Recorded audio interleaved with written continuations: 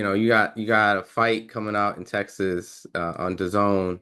I know that you've been pretty active on Red Owl. How has that process been on your own, like kind of like figuring out what you want to do before you sign with a big promoter, I guess. It's been great. I get to learn the business side of Hmm. things without having to commit and sign to anybody. So, Red Dot they show me a lot of love. They take good care of me. So, I love fighting on their platform. It's nice to be in Houston, go out there. I'm starting to build up a nice fan base in Houston as well. So, it's pretty dope to go out there and fight. No, I know there's people who's fought on Red Owl like Jerron Ennis and Frank Martin, Yeah. for some fans who go like, well, how come he didn't get immediately signed, a big promotion on his first fight. Yeah. You and your father are going in a process of let us do Yeah. our thing, let us learn the Yeah. business so that we don't go ahead. Honestly, before I even had a professional fight, I could have signed with a major company, but the route that I want to go, it just wasn't that route. So, like in the Olympic trials, I could have signed. Right after I fought in the Olympic trials, I could have went and signed with a major company, but I decided to do something different, and I want to go a different route. Do you feel and it's not the same thing, but just kind of like I guess how Devin and Bill, just looking at how things worked out, they kind of controlled their destiny and their career for a good point of, when they got the title and they were able to bounce around different promoters to make the best thing for them.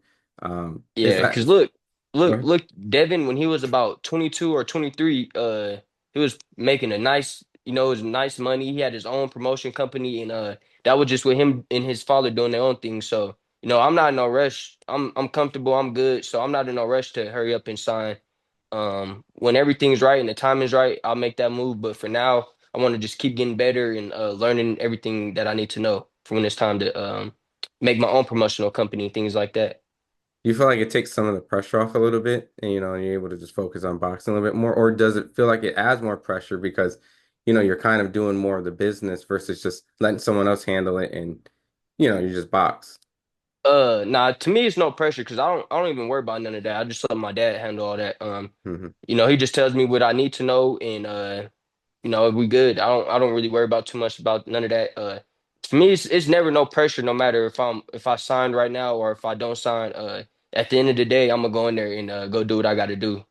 Does each fight that you do, does the phone ring a little bit more and more with these promoters? Oh They yeah, say, yeah, for sure. come on, man, Every get over here, man. every fight is more and more, but it's like, I'm trying to get we got a goal for right now. So once we get to our goal and we make that move, everybody will know that all right, that's what their goal was. And once it's all said and done and I'm done boxing and my career's over with, then I'll let everybody in on the game plan of what we're doing.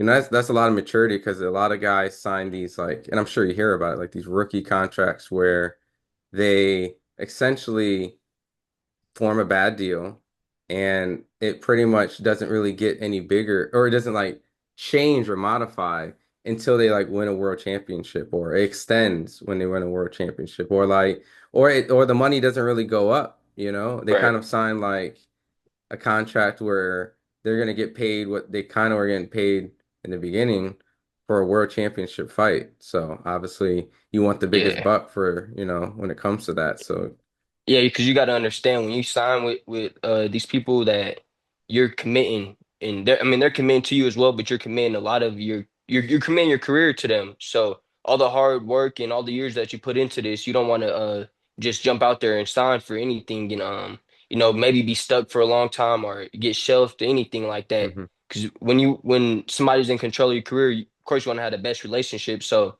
you don't want to just go out there like, oh, I got played and I shouldn't have signed, and then people get in that mindset and it messes up their career. I didn't actually seen a lot of fighters that had great amateur careers and they came out, signed with somebody and their careers like just fell completely down and I don't want to go for none of that. So I just want to wait till the time is right.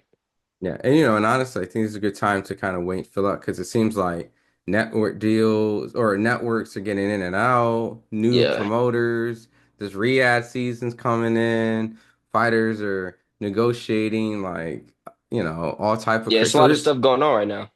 and I guess with that, my last question is that, there's some fighters that had some hardships, or even when they signed through with promoters, they kind of didn't see eye to eye at the end. And there's a fight where it may happen between two guys where if they do fight each other, I think a big opportunity comes out of it. And I think it's someone that you've seen spar around Richardson Hitchins.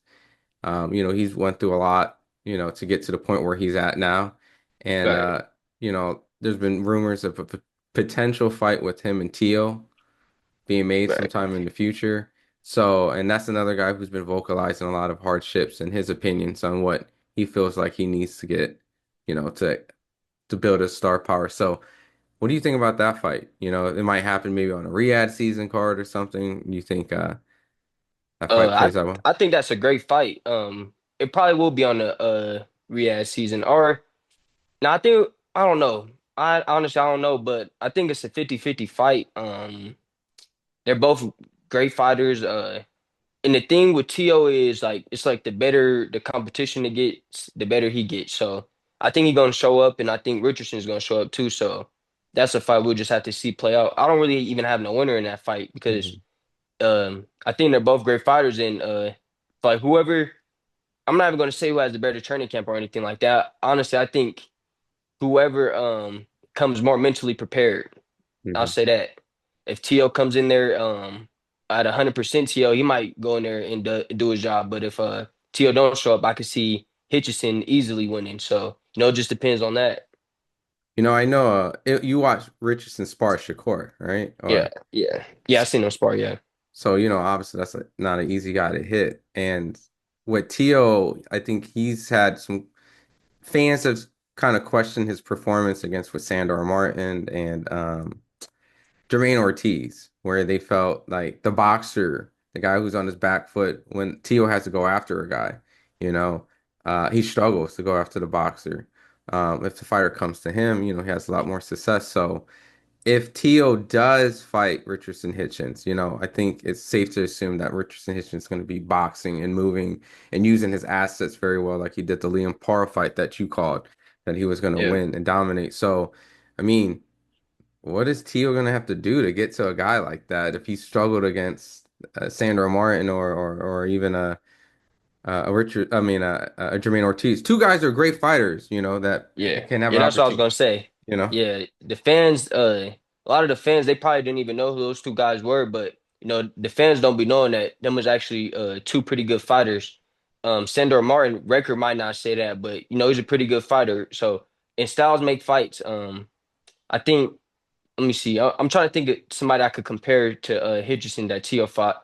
I really can't think of nobody off the top of my head, but um Tio got a lot of experience, man. He been in there with a lot of fighters. He was a well decorated amateur, so he's seen styles like Hitchison before. So I'm pretty sure him and his father are gonna be able to come up with a game plan.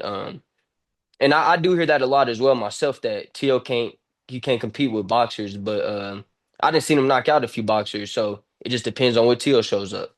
Going back to those two fighters, like, and I guess maybe this is like a give more credit than expected. Like, Sandor Moore is about a fight for a world championship coming up on Tank's undercard against Alberto Puello, the guy that beat Right, Gary.